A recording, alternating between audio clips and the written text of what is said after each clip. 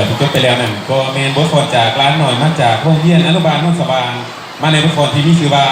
ล่ำสิพันดอนสารโรงเรียนเป็นสีเขียวขอเสียงตบมือดังๆอีกทีนึง